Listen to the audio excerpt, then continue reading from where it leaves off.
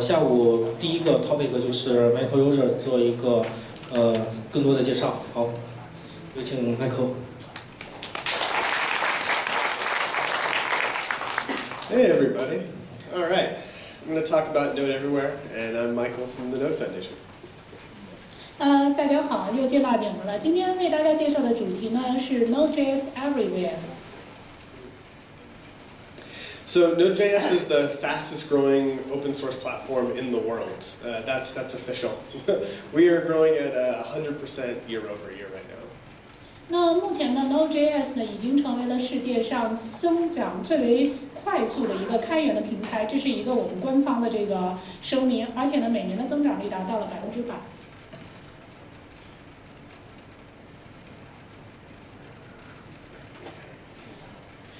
As you probably know, we have the largest open source ecosystem in the world. We're now about twice as large as the second biggest, which is Java. 那目前呢，谈到 Node.js 的这样一个开源的这个社区，也是属于所有全球开源社区里规模最大的。那 Java 的这个社区呢，实际上呢是排名第2的，而我们 Node.js 的社区呢是2倍于 Java 社区的规模。So more than 400 packages are published to the NPM registry every single day. 那基本上每一天啊，这个 NPM 发布的这样一个包数呢是超过了400个。So this slide is out of date. It should be updated. There are actually over 4 million users worldwide of Node.js now. 这张幻灯片上的统计数据呢已经过时了。目前呢，全球 Node.js 的用户数量达到了400万。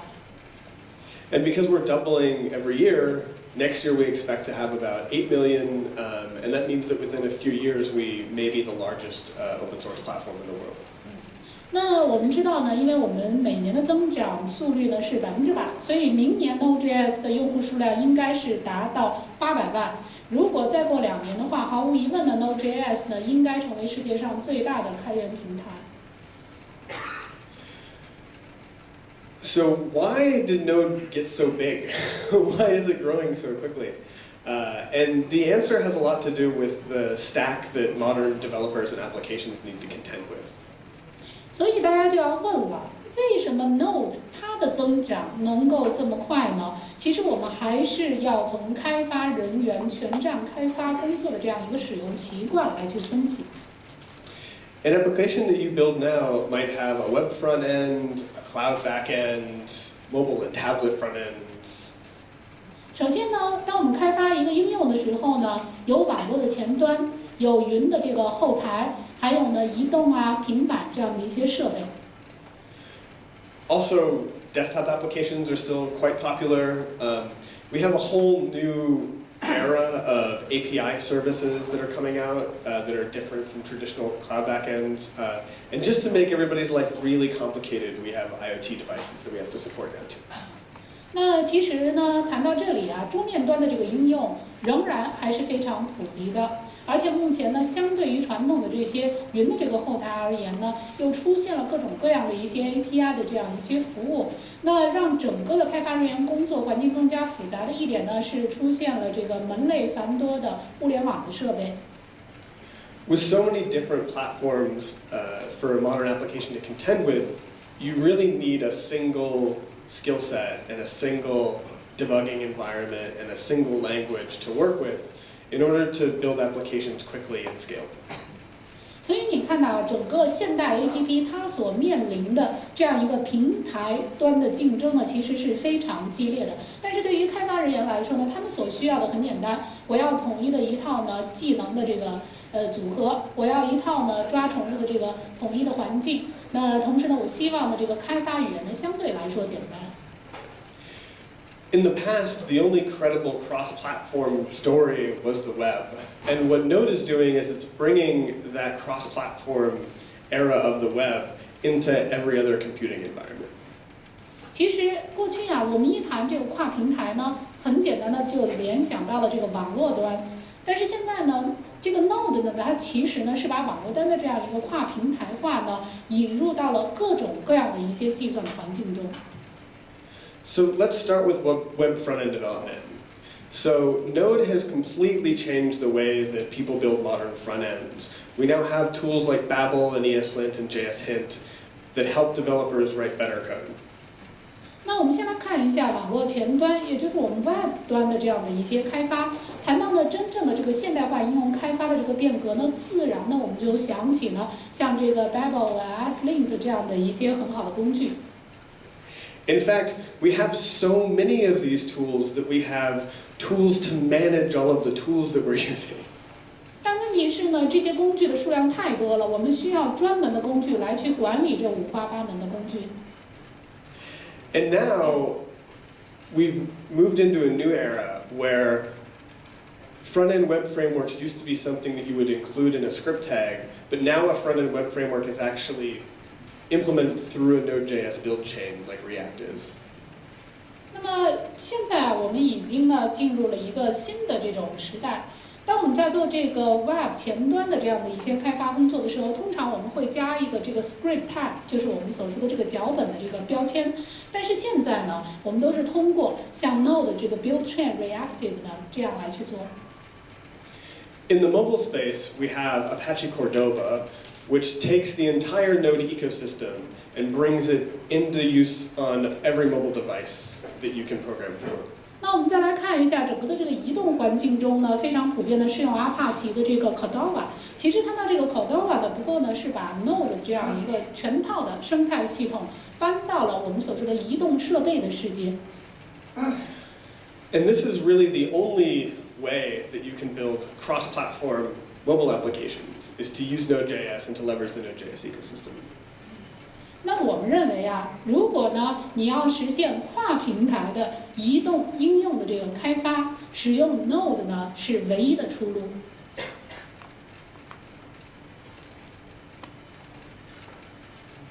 We now, you saw earlier the talk about Electron.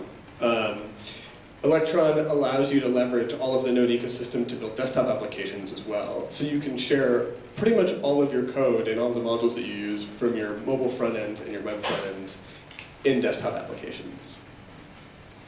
今天上午我们第一位发言人呢，白鹿时代的已经介绍过这个 Electron 的这个概念了。其实呢，它也是谈到的一个跨平台，整个的这样一个生态系统中，我们可以实现，比如说移动端、网络端和桌面端的各种资源的共享，比如说代码的共享。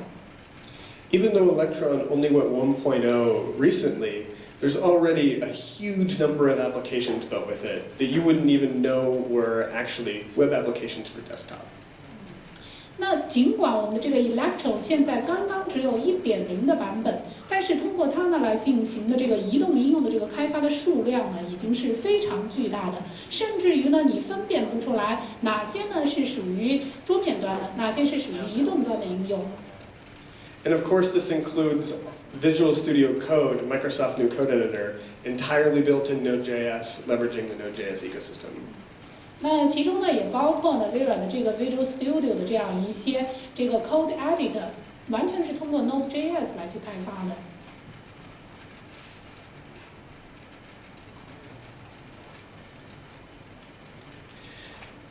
Node was built for the server, and so of course we have amazing support for Node.js in virtually every cloud platform in existence.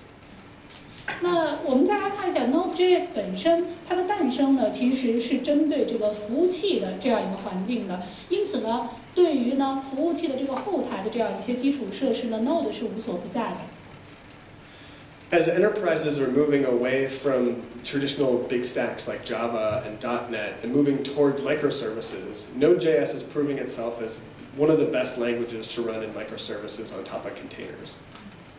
那现在企业呢，已经越来越多的从传统的 Java 点 .NET 的这样一些开发环境呢，转向微服务的这样一种方式。而 Node.js 呢，被证明啊是属于在容器技术之上进行这种开发的最为好的一种语言。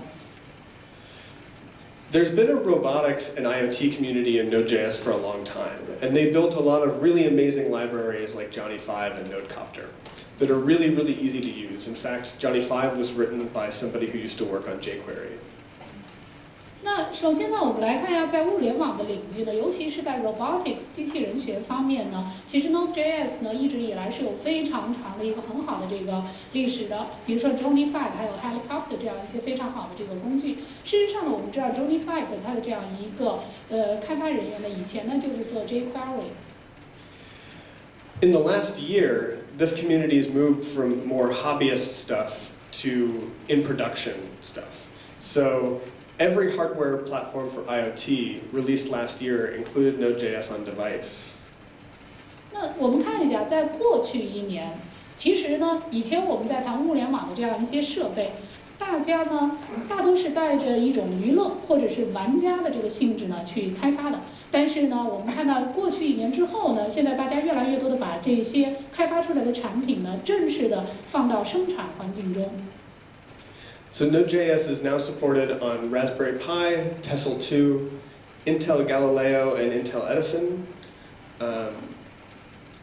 Yeah, and that's it. And BeagleBoat. Sorry, BeagleBoat 2.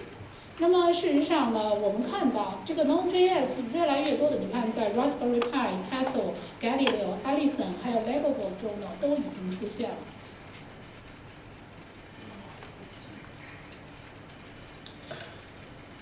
API services for you to use as a developer have been growing exponentially over the last few years. 过去几年呢，我们看到 API 的这样一些服务在 Node 中的这个使用啊，呈现了指数级的增长态势。Also, recently, we've started to see new offerings that people are calling serverless offerings. 最近啊，我们发现了一些新的这样的一些模式，人们呢把它称为一种叫做无服务的运营。AWS Lambda, Azure Functions, Google Cloud Functions, these are all services that allow you to write small functions that can scale infinitely for your application. 大家可能也最近发现了，像云平台中的 AWS 的 Lambda， 还有 Azure 的 Functions 和谷歌的这个 Functions， 其实都是指呢，您可以编写非常小的这样一些功能 function， 然后呢，把它无限的进行了放大。Node.js is not only supported in all these platforms, on some of these systems, Node.js is the only language that you can use for these. 其实啊 ，Node.js 呢已经不光是说这些平台所支持的一种语言了，甚至呢在很多平台之上呢是唯一的一种语言。So I hope you all write Node.js, so a lot of this wouldn't be new to you. But I hope that a few areas were new to you, and that the next time you think about an application that needs something extra, you realize that you can use Node.js and the tools that you already use every day in order to write them. 事实上呢，我知道在座的各位呢都在用 Node.js， 所以我讲的大部分内容大家可能觉得并不新鲜，但是我还是希望呢给大家一些启发。我想谈一下 Node.js 的一些新的应用的领域，所以在大家日常的这个编程工作中呢，你们就会意识到，哦，原来这些 Node.js 的工具呢还可以有一些额外的用处。Node.js's mission is to democratize programming and to give more people access to build more broader applications than they could have before. 首先，我们谈一下 Node.js 它诞生的这个目的是什么？它的使命呢，就是编程民主化，让越来越多的人有应用开发的这样一些能力。This means that when Node.js shows up on something like a new IoT device or a new smartphone, it doesn't just make it interesting to all of us, it also opens up those devices to a whole new class of programmers that couldn't have been able to program for it before. 大家看到啊，就是在很多的这些物联网的设备、智能手机上呢，出现了 Node.js 编程语言的这样的一些身影。其实不是为了给这些设备、手机增添一些趣味性，更多的是因为有了 Node.js 的这个支持啊，有很多以前无法为物联网设备、手机编程的这样一些人员，现在也看到打开了大门了，他们也可以为这些平台编程了。In the same way that the web opened up programming to a whole new generation of developers, we think that Node.js is going to open up every other computing environment to a whole new generation of developers as well. 那其实呢，就像我们原来谈到的，在互联网端的这样一个编程大门的敞开，迎来了全新一代的这样的一个编程人员的时代。那 Node.js 呢，其实是开启了全新的计算世界的这个大门，欢迎了全新一代的编程人员进来。So that's why Node.js is going everywhere. I think I'm done. I can take questions now. 所以呢，这就是我的总结语，也是我的开场的标题。Node.js 已经无所不在了。那我就讲到这里。现在大家有问题吗？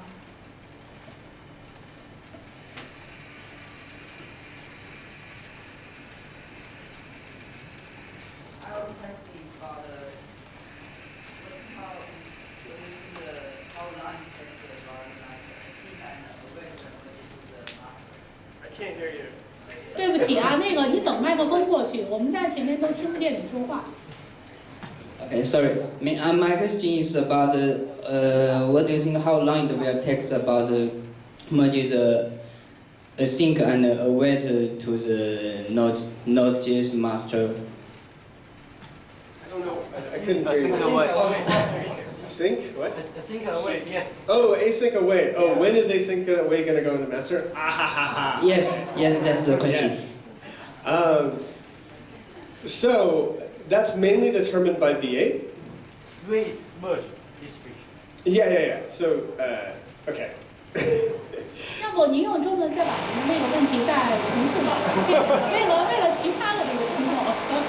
不是我的问题是，我想问一下，就是 async 还有 await 这两个功能什么时候可以去合并到 Node.js 的stable 的分支吧？ Yeah. So the answer is a little bit complicated. So we will, at least in 6 months, we will take a new V8, but we may be able to take a new V8 before that because we've been stabilizing the C++ API. So next year. 是这样的，我们就是半年6月的时间，我们会有一个新的这个病，但是有可能比这个时间提前一些，因为我们现在在做这个 C++ 的这个部分。So there will be a release in September or November at the latest, but maybe earlier. 也许是9月份，也许呢是11月份，但是有可能比这2个月份的时间要再提前一些。Okay, thank you. Yeah, thank you.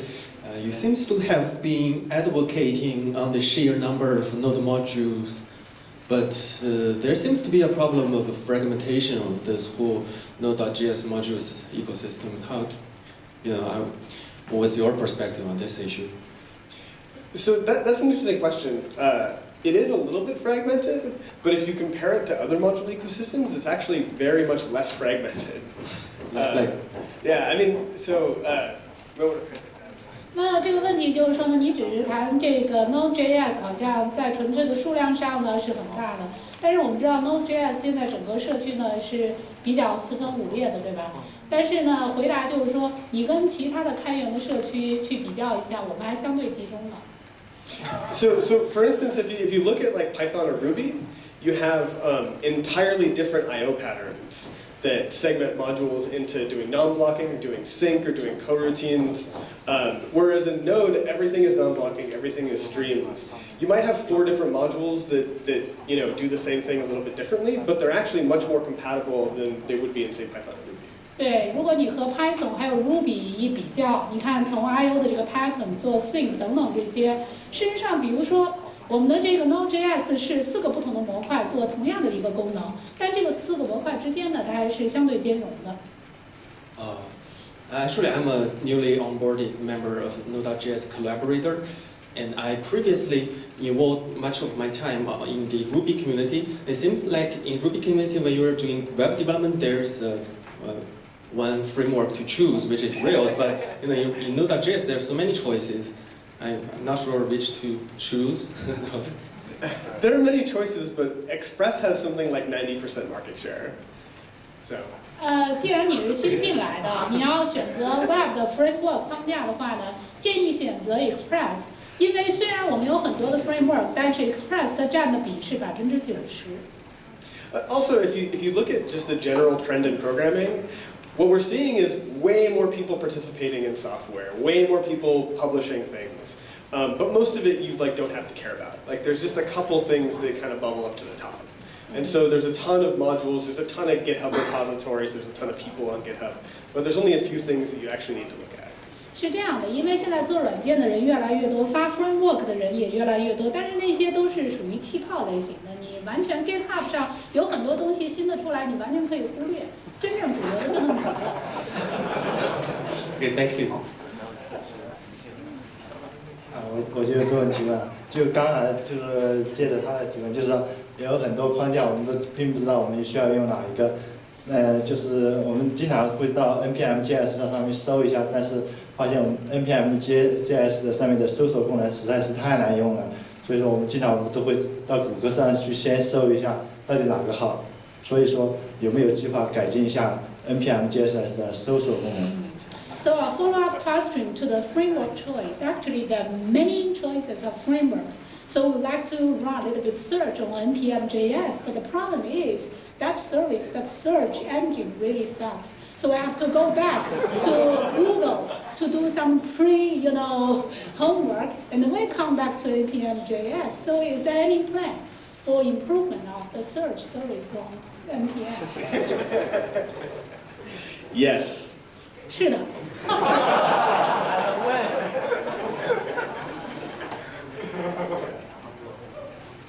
回答完了，是的，肯定要改善。Yeah, no, it's terrible. Yeah. 对，我们承认那个 npm.js 的搜索是很糟糕的。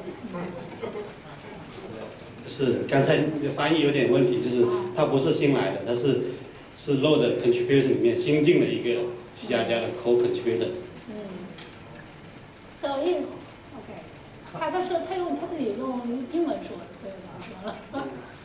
So this guy for the guy on white t-shirt, he is not new, but he is a kind of collaborator. That's your information. Yeah. He said that earlier. Yeah. Yeah, 他说过，Yeah, 是吧？ that's great. 你中文翻译错了。啊。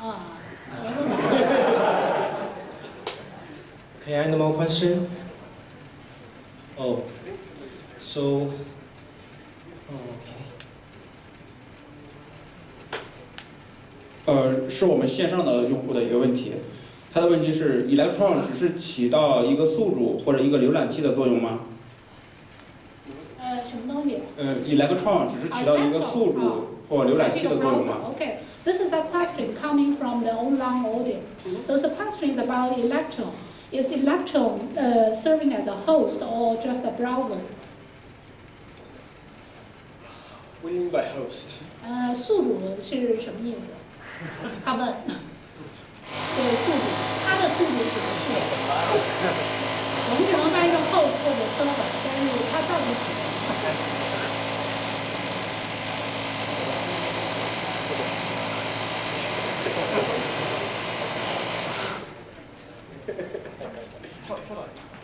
So he's typing your, clarification in, waiting for the response. Okay. Maybe it means the electron is a letter for the canal.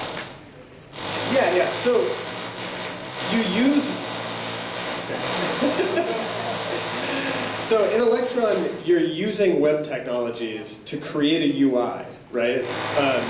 And you're using Node to program the platform side, and then it wraps it up in a native container for that operating system. So it's a Mac application, like a hosted-in application, but you're able to use web technologies to create the interface, and you're able to use Node to program the platform side. 这样解释吧，就是说其实呢，它是驻扎于一个应用之上的另外的一个应用。然后呢，我们实际上是用这样的 Node.js 作为一个 Web 的这种技术，其实呢是打造一个 UI， 在我们所说的这个应用上所寄托生的这样一个应用的 UI。There's one question over there.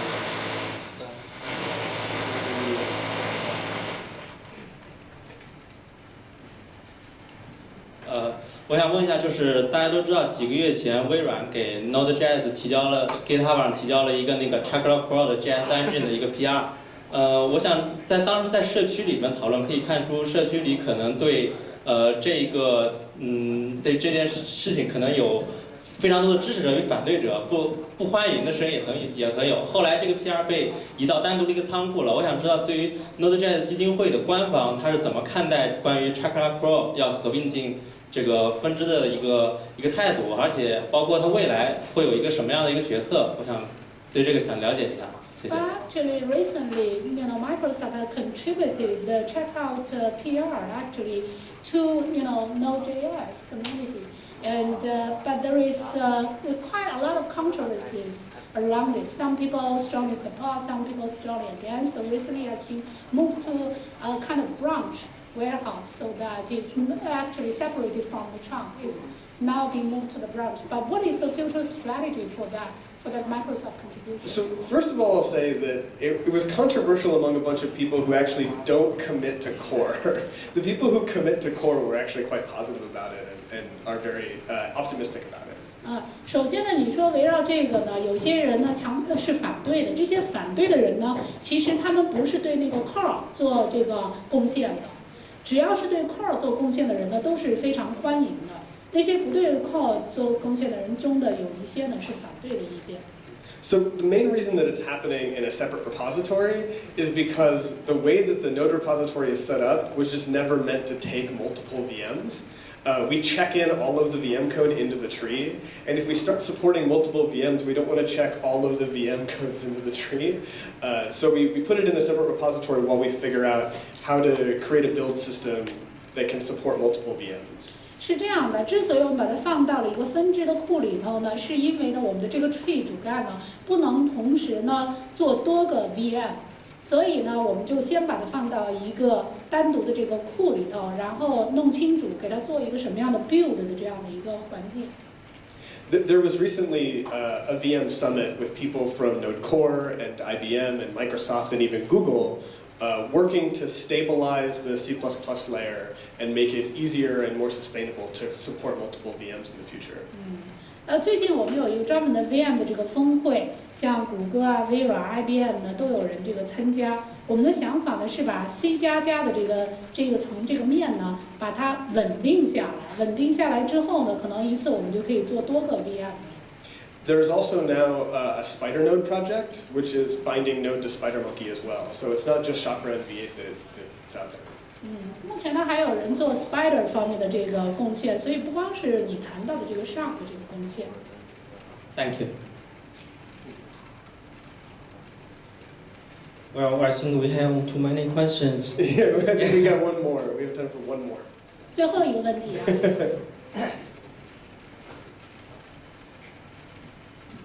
Hi, Michael.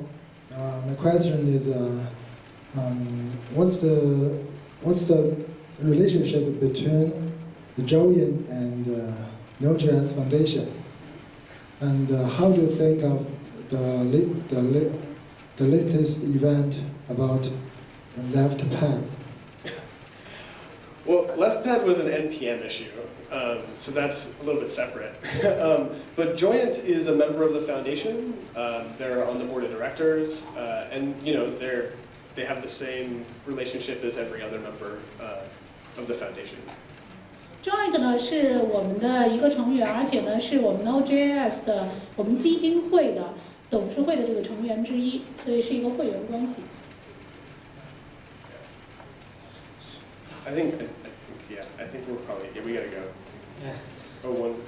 我们这个就提问就回答到这儿，但是呢，Tracy 和 Michael 说我们在今天结束以后还可以回答大家的问题，所以现在的话是希望将时间交给下一个 speaker，OK？